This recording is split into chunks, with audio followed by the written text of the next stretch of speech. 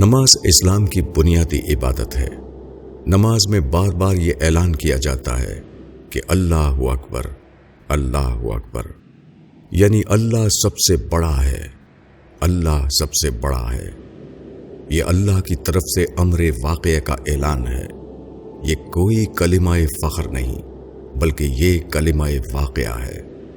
انسان پیدا ہونے کے بعد اپنے چاروں طرف ایک عظیم کائنات کو دیکھتا ہے۔ وہ حیرانی کے ساتھ جاننا چاہتا ہے کہ کون اس دنیا کا خالق ہے، کون اس دنیا کو کنٹرول کر رہا ہے، کون اس دنیا کی عظیم ہستی ہے جس کا وہ اعتراف کرے اور جس کے آگے وہ ہمیشہ کے لیے جھک جائے، جس کے آگے اپنے پورے وجود کے ساتھ وہ خود کو سرنڈر کر دے، جس کے آگے وہ اعتراف کی علامت کے طور پر سجدے میں گر پڑے، جس کے آگے وہ اپنے آپ کو سپرد کر کے اپنی روح کو یہ تسکین دے کہ میں نے اپنے خالق کو پا لیا، میں نے اپنے رب کو دریافت کر لیا، میں نے اس ہستی کو جان لیا جو مجھ کو ہر چیز کا دینے والا ہے۔ انسان اس دنیا میں پیدا ہوتے ہی یہ تجربہ کرتا ہے کہ اس کائنات میں ایک اعلیٰ انتظام موجود ہے۔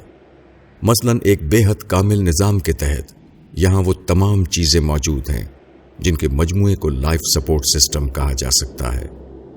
سورج کے ذریعے روشنی، ہوا کے ذریعے آکسیجن، بارش کے ذریعے پانی، سوئل کے ذریعے خوراک، استحکام کے لیے زمین کی کشش اور تہذیب بنانے کے لیے ٹیکنالوجی وغیرہ۔ اس طرح کی ان گنت چیزیں اس کو رات دن بلا قیمت سپلائی ہو رہی ہیں۔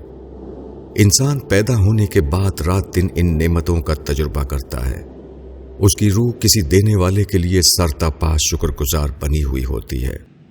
اس کے اندر یہ طلب آخری حد تک جاگ اٹھتی ہے کہ وہ اپنے رب کو پائے اور سجدہ اعتراف کے طور پر اس کے آگے پورے وجود کے ساتھ اپنے آپ کو سرنڈر کر دے۔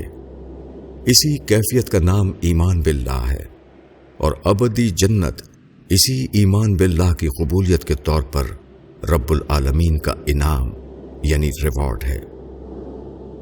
مولانا وحید الدین خان، الرسالہ، جون 2018۔